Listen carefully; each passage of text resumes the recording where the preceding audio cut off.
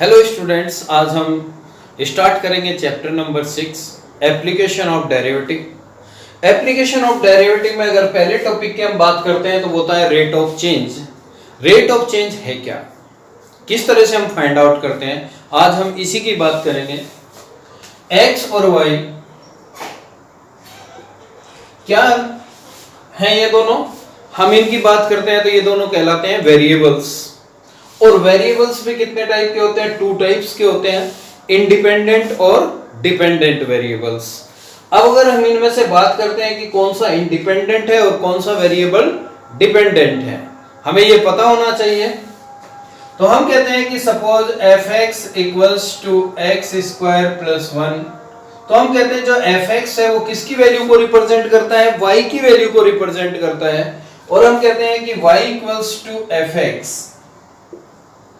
अगर हम 1 पर बात करते हैं कि अगर x इक्वल्स टू 1 हो तो f1 equals to 1 square plus 1, then value of y is 2।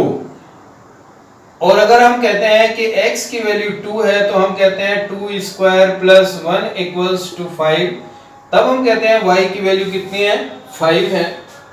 अगर हम x इक्वल्स टू 3 की बात करते हैं तो x equals to 3 equals to 3 square plus 1 equals to 10, then y की वैल्यू कितनी होगी, 10 होगी। अब हम देखते हैं कि अगर x इक्वल्स टू 1 है तो y की वैल्यू कितनी आती है, 2 आती है। अगर हम देखते हैं कि x इक्वल्स टू 2 है तो y इक्वल्स टू कितना आता है, 5 आता है। और हम देखते हैं कि 3 है तो y की वैल्यू कितनी आती है, 10 आती है। यानी कि y जो है, जो वेरिएबल y है वो किस पे है, डिपेंड है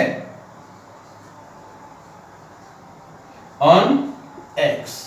जैसे जैसे x की वैल्यू चेंज होती है y की वैल्यू भी चेंज होती चली जाती है। और हम देखते हैं इंडिपेंडेंट और डिपेंडेंट की बात। जो हमारे फादर्स की इनकम होती है वो कैसी होती है, इंडिपेंडेंट होती है। लेकिन हमारी जो पॉकेट मनी होती है वो कैसी होती है, डिपेंडेंट होती है। अगर फादर की इनकम बढ़ रही है तो हम कहते हैं कि हमारी पॉकेट मनी भी बढ़ जाती है। हम कहते हैं कि अगर 50,000 रुपीज पर मंथ इनकम है फादर की तो हमारी पॉकेट मनी कितनी मिलती है, 100 रुपीज। अब इनकम बढ़ी, हमने कहा कि इनकम कितनी होगी, 1 लाख हो गई पर मंथ, तो हमारी पॉकेट मनी कितनी बढ़ी, 500 रुपीज हो गई। इनकम फिर बढ़ती है, 2 लाख हो गई, तो हमारी भी पॉकेट मनी बढ़ जाती है और वो हो जाती है कितनी, 2000 हो जाती है। अब ये जो इनकम की हम बात करते हैं ये हमेशा कैसी होती है, इंडिपेंडेंट होती है। लेकिन पॉकेट मनी कैसी होती है, हमारी डिपेंडेंट होती है। अगर इनकम बढ़ती है तो पॉकेट मनी भी बढ़ती है, और इनकम कम होती है तो पॉकेट मनी भी क्या हो जाती है, कम हो जाती है। ऐसी फैसिलिटीज की बात करते हैं। अगर 50,000 है तो हम बस से स्कूल पहुंचते हैं, 1 लाख है तो हो सके हम स्कूटी या मोटरसाइकिल से जाएं। वहीं 2 लाख पर मंथ की बात करते हैं तो गाड़ी से भी जा सकते हैं। तो एक्सपेंस भी इसी रेशो में बढ़ते रहते हैं। इनकम कम है तो एक्सपेंस को हम मेंटेन करते हैं, कम करते हैं, लेकिन इनकम बढ़ जाती है तो एक्सपेंस भी बढ़ते चले जाते हैं। इनकम इंडिपेंडेंट होती है, जबकि अपनी पॉकेट मनी, एक्सपेंस सब क्या होते हैं, डिपेंडेंट होते हैं। किस पर, इनकम पर। जैसी इनकम होती है वैसे ही अपने एक्सपेंस होने शुरू हो जाते हैं। चलो थोड़ा सा और देखते हैं। तो सेम बात हम यहां करते हैं कि y वेरिएबल है तो कैसा है, डिपेंड है किस पर, x पर, और x कैसा है, independent. x is independent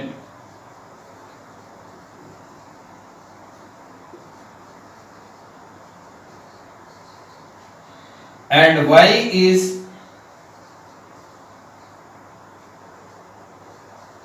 dependent variable।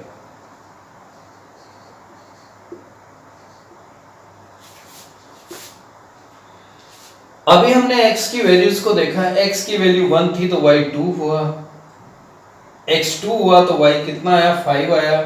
x अगर 3 हुआ तो y कितना आया, 10 हुआ। अब हम कहते हैं कि अगर x में हम एक छोटा सा चेंज करते हैं डेल्टा एक्स, जिसे हम डेल एक्स से भी रिप्रेजेंट कर देते हैं, तो उसी के साथ साथ y में भी चेंज होते हैं। इस एग्जांपल से हम देख सकते हैं एक change in the x then y is also changed. तो हम कहते हैं कि जैसे ही डेल्टा x हम चेंज करते हैं किसमें, x में, इंडिपेंडेंट वेरिएबल में, तो डिपेंडेंट वेरिएबल में भी चेंज हो जाता है, जिसे हम डेल्टा y और इस तरह से रिप्रेजेंट करते हैं। जब हम इन दोनों के रेशो की बात करते हैं delta y upon delta x, तो हम क्या कहते हैं कि ये रेट ऑफ चेंज को रिप्रेजेंट करता है। किसको करता है? रेट ऑफ चेंज को रिप्रेजेंट करता है। कैसे करता है भाई? डेल्टा y है delta y upon delta x, जैसे ही हमने x में चेंज किया तो उसी रेस्पेक्ट में क्या होता है, y में भी चेंज होता है। तो हम यहां निकालते हैं rate of change of y with respect to x। x में रेट ऑफ चेंज को फाइंड आउट करते हैं, और delta y upon delta x किसको रिप्रेजेंट करता है? रेट ऑफ चेंज को। और delta y upon delta x को हम लिख सकते हैं dy अपॉन dx। तो ये भी हमारा किसको रिप्रेजेंट करता है? रेट ऑफ चेंज को रिप्रेजेंट करता है। और delta y upon delta x कैसी वैल्यूज हैं? बहुत ही छोटी वैल्यूज होती हैं, माइनर होती हैं। हम इनका यूज कहां? लैब्स में ही करते हैं। और dy बाई dx अपना किसको रिप्रेजेंट कर दिया? Rate of change of y with respect to x। अब रेट ऑफ चेंज को कैसे रिप्रेजेंट करता है, इसके बारे में भी हम थोड़ी सी बात करते हैं।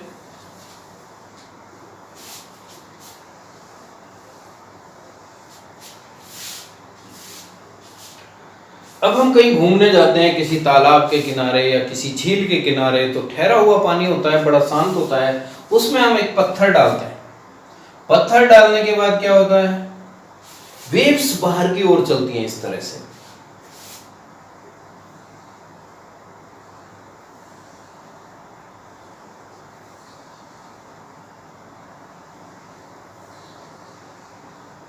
और ये वेव्स हमें चलती हुई दिखाई देती हैं। लेकिन जैसे हम बात करते हैं यहां से इसकी रेडियस की, सर्कुलर फॉर्म में ये चलती है चारों ओर, आर होती है, फिर कुछ समय बाद क्या हो जाती है? चेंज होती है, फिर कुछ समय बाद और चेंज होती है, फिर कुछ समय बाद और चेंज होती है, और हर अकॉर्डिंग टू द टाइम ये चेंज होती रहती है। ये कह सकते हैं हम 1 सेकंड बाद थी, 2 सेकंड बाद है, ये 3 या 4 या 5। तो हम इसके रेट ऑफ चेंज को हम किसके? टाइम के अकॉर्डिंग भी निकाल सकते हैं। किसका? रेडियस का। तो हम कहते हैं कि dr upon dt, change of the radius with respect to the time. जैसे जैसे टाइम बढ़ता है वैसे रेडियस भी कैसी होती है? इंक्रीज होती जाती है, उसमें भी चेंज आता है, और इसको हम कहते हैं रेट ऑफ चेंज।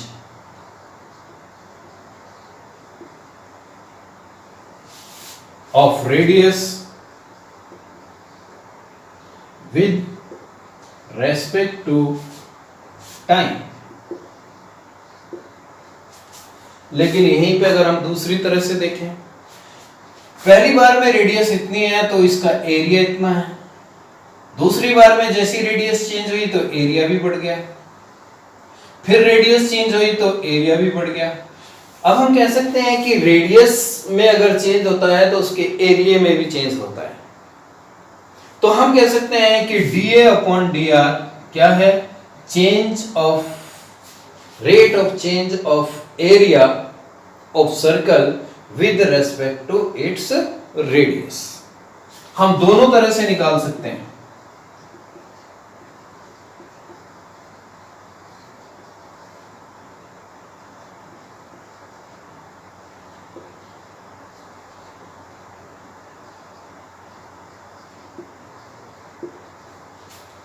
इसे हम कहते हैं rate of change of area with respect to the radius, dA upon dr से। सर्कुलर फॉर्म की। अब मोस्टली हम बर्थडे मनाते हैं, बर्थडे में क्या लाते हैं? बैलून्स लाते हैं, और बैलून्स में हम क्या करते हैं? हवा भरते हैं, और जब हवा भरते हैं तो क्या देखते हैं कि बैलून बाहर की ओर फूलता हुआ चला जाता है, उसका वॉल्यूम क्या होता है, बढ़ता जाता है। अगर इसी बात को हम ये कहें कि बैलून्स में क्या हो, कांस्टेंट रेट से अगर हवा भरती हुई जाती है तो वॉल्यूम भी क्या होता है, बढ़ता हुआ जाता है। अब वो दोनों तरह से बढ़ सकता है भाई, dv upon dt, rate of change of the volume of balloon with respect to time. और अगर स्फेरिकल बैलून है तो स्फेरिकल बैलून की हम बात करते हैं इस तरह से, और फुटबॉल की भी बात कर सकते हैं हम। जैसे ही हम उसमें हवा डालते हैं तो क्या होता है, इसका वॉल्यूम भी बढ़ता है, और वो किसके अकॉर्डिंग, टाइम के अकॉर्डिंग भी बढ़ता है। और दूसरा हम कह सकते हैं कि वॉल्यूम में रेट ऑफ चेंज किसके होता है, इसकी रेडियस के अकॉर्डिंग भी होता है। जैसे जैसे रेडियस बढ़ती है वैसे ही वैसे क्या होता है, वॉल्यूम भी बढ़ता है, किसका, स्फेरिकल वॉल्यूम का।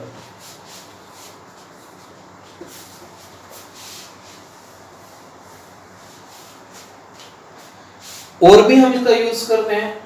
अब हम क्यूब की बात करते हैं। हमारे पास क्या है, क्यूब है।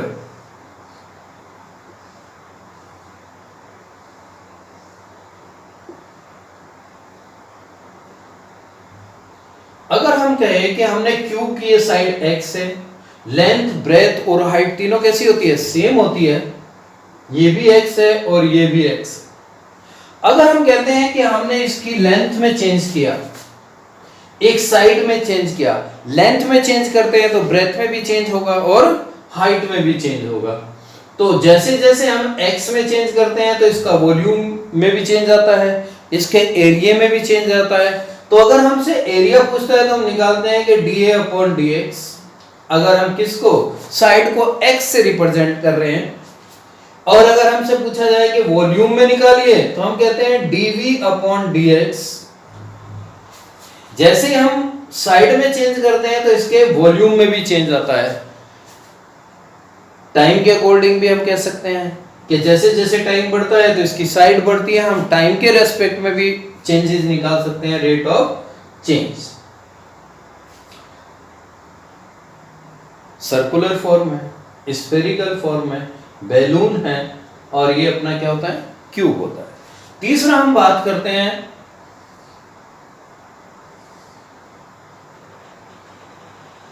14 जनवरी के आसपास की बात करते हैं।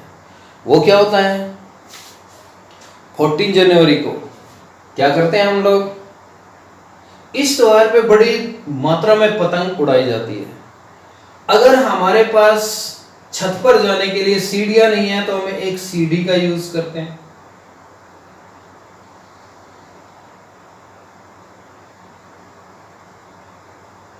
पतंग कट के आ रही है, ऊपर से जा रही है, बड़ा भाई सीढ़ियों पर चढ़ता है, छोटा भाई क्या करता है, पतंग पकड़ने के लिए छोटे भाई को हटाता है, और वो क्या करता है कि सीढ़ी को थोड़ा सा इधर से पुल करता है।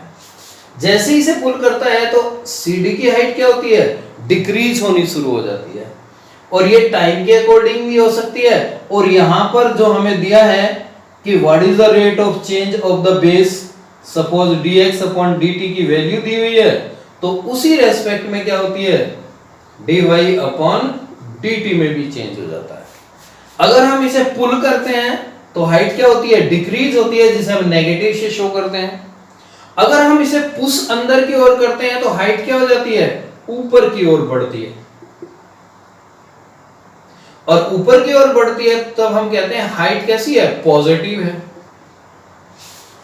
इन बोथ केसेस ये जो लेडर है, लेडर की जो लेंथ है वो हमेशा कैसी होती है, कांस्टेंट होती है। चेंजेस किस में होता है, इस पार्ट में और इसमें।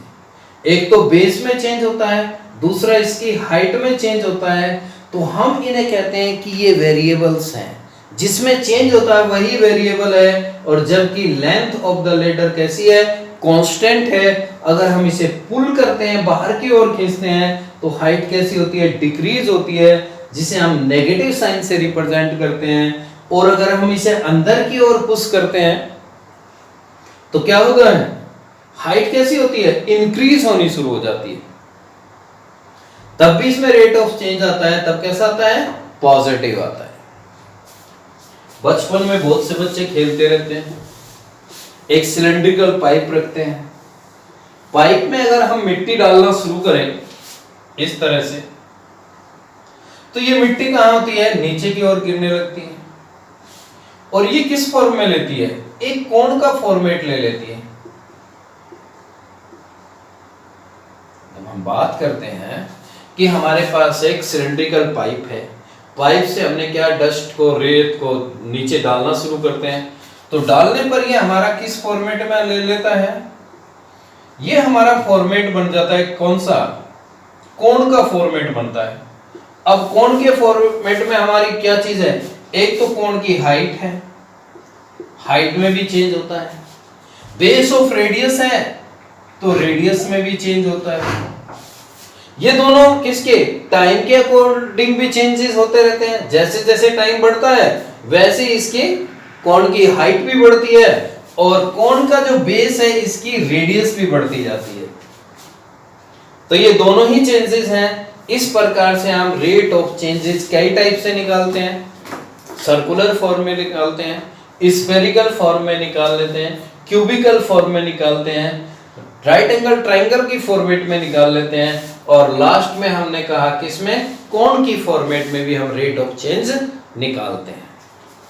तो अपना रेट ऑफ चेंज किसको रिप्रेजेंट करता है, किससे रिप्रेजेंट करते हैं हम, dy by dx से, और हम इस रेट ऑफ चेंज को क्या कहते हैं कि rate of change of y with respect to x। For example हमारा फर्स्ट क्वेश्चन है एक्सरसाइज 6.1 का, find the rate of change of area of a circle with respect to its radius r when r equals to 3, r equals to 4, r equals to 10, anything। जब हम language question की बात करते हैं तो सबसे पहले हमें ये पता होना चाहिए कि क्या चीज गिवन है। अब इसी में अगर हम गिवन की बात करते हैं तो हमें क्या फाइंड आउट करना है, रेट ऑफ चेंज। किसका फाइंड आउट करना है, सर्कल का। तो हमारे पास क्या एक सर्कल है, और सर्कल हमेशा किससे बनता है, रेडियस से। Without radius we can't draw a circle. तो सबसे पहले जो गिवन चीज है हम उसको नोट करते हैं। We have a circle with radius r।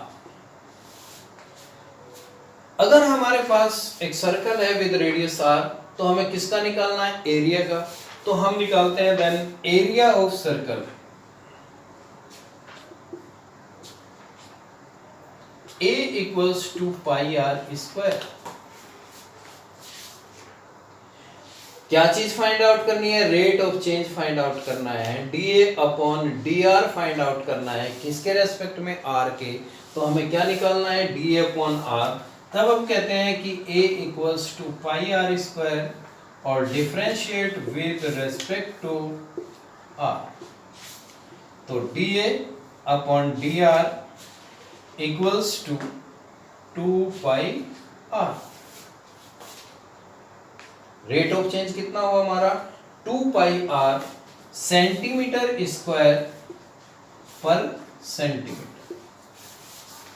Area की यूनिट की हम बात करते हैं तो सेंटीमीटर स्क्वायर, और हम रेडियस की करते हैं तो सेंटीमीटर।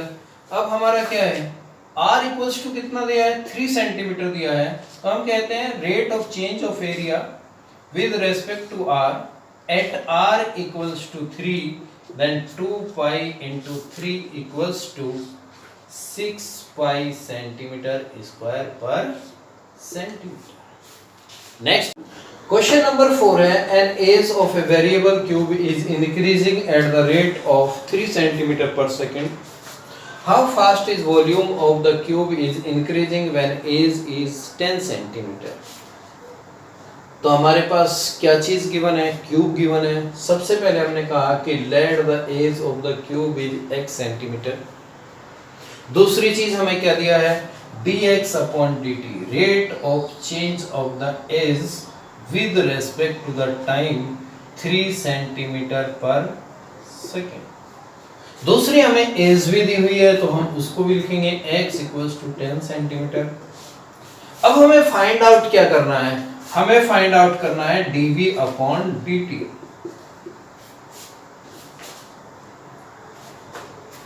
तो हमें क्या निकालना है, volume of cube, volume of cube side cube, it means x cube, centimetre cube.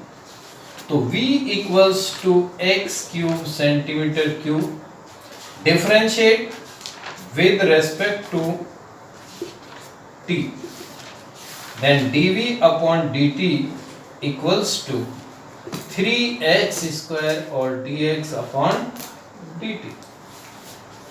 x भी हमारे पास है, dx upon dt भी है, उनकी वैल्यूज हम पुट करते हैं तो हम कहते हैं कि dv by dt at x equals to 10, then 3 into 10 square into 3 equals to 900 centimeter cube per second. Next, question number 11.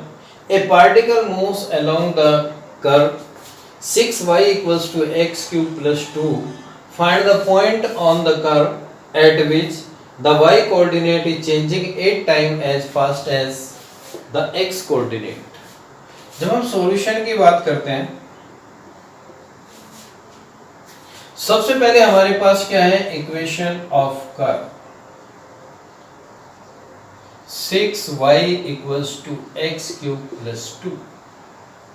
दूसरा हमें क्या चीज गिवन है, y coordinate is changing 8 time as fast as the x coordinate, then dy upon dt, rate of change of the y coordinate is 8 times to the rate of change of x coordinate।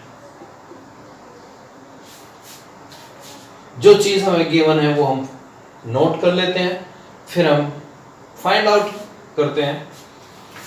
6y equals to x cube plus 2, differentiate with respect to t, then 6 dy upon dt equals to 3x square or dx upon dt। By equation number 1, dy by dt equals to 6 into 8 dx upon dt equals to 3x square dx upon dt, cancel, then 3x square equals to 48, then x square equals to 16 और x equals to 4 centimetre. यह unit कोई given नहीं है तो हम लिख सकते हैं 4 यूनिट।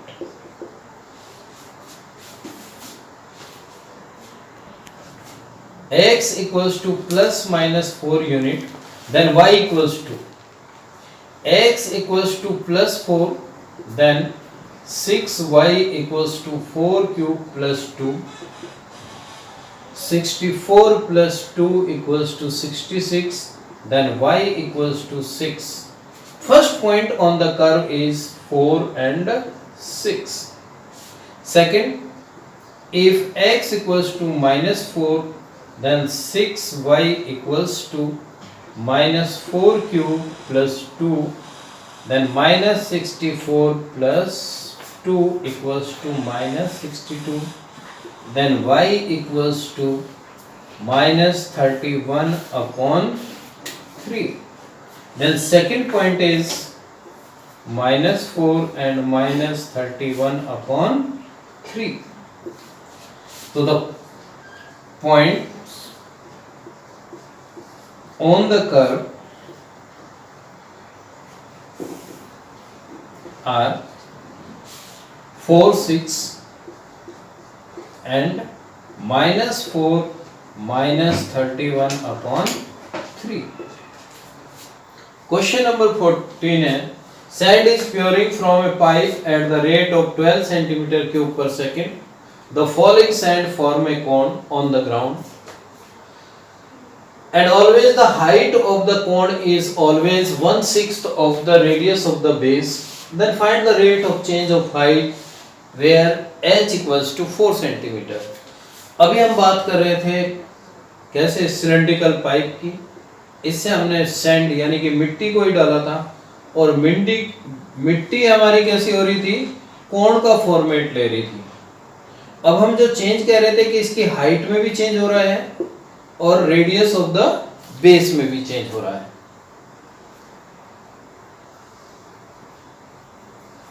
और इसमें एक रिलेशन भी गिवन है, height of the cone and radius of the base. वो कह रहे हैं कि height of the cone is always 1/6 of the radius.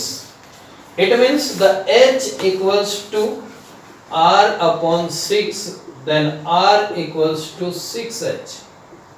First तो हमें यही चीज गिवन है। सेकेंड थिंग की हम बात करते हैं। हम कह रहे हैं कि rate of change of the volume of the cone is 12 centimeter cube per second. Then dV upon dt equals to 12 centimeter cube per second. Third हमें क्या चीज गिवन है, h equals to 4 centimeter. h equals to 4 centimeter. Find out हमें क्या करना है, dh upon dt। सबसे पहले हमारे पास वॉल्यूम कितना दे रखा है, 12 centimetre cube per second. Unit से भी हम पता चला सकते हैं कि क्या चीज गिवन है। ये है rate of change of the volume per second with respect to time. तो हमने लिखा कि dv by dt equals to 12 centimetre cube per second. अब हम देखते हैं कि volume of cone, volume of cone V equals to 1/3 pi r square h। V equals to 1/3 pi r square h। r और h का भी जो relation है उसका भी हम यूज करते हैं। Put r equals to 6h, then V equals to 1/3 pi 6h square into h equals to 36 pi h cube upon 3। तो volume of the cone is 12 pi h cube. Find out क्या करना है हमें, dh अपॉन dt। तो differentiate with respect to t, dv by dt equals to 12 pi is constant, then 3h square and dh upon dt। जो values हमें दे रखी है उनको पुट करते हैं। dv by dt 12 pi into 3 है 36 pi h 4 centimetre 4 square, dh upon dt equals to 12, then dh upon dt equals to 12 upon 36 pi into 16, 12 3s are, then 1 upon 48 pi centimeter per second। तो rate of change of the height is 1 upon 48 pi centimeter per second।